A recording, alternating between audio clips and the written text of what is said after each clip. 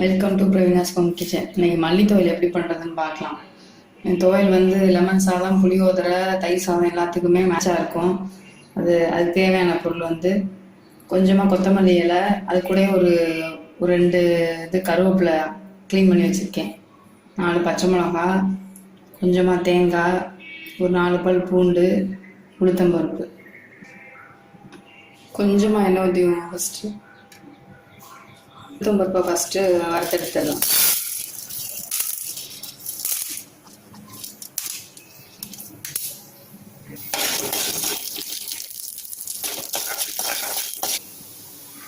உளுத்தம்பருப்பு லேசாக கலர் மாறினதுமே பச்சை மிளகாவையும் மல்லியும் சேர்த்துடலாம்.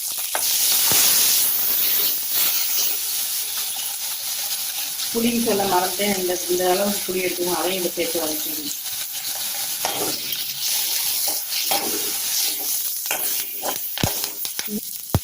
வதங்கிடுச்சு, பருப்பு ஆஃப் பண்ணிடணும். ஒரு பிளேட்டில் மாற்றிட்டு ஆறுனதுக்கப்புறமா அரைச்சிக்கோங்க. தேங்காய் வந்து வதக்கணும் அவசியம் இல்லை.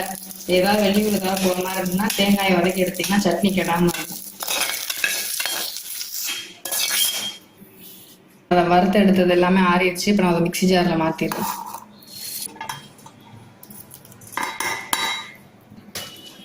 தேவையான அளவு உப்பு. இப்போ அரைச்சி எடுத்தாச்சு. ஒரு பவுலில் மாற்றிடலாம்.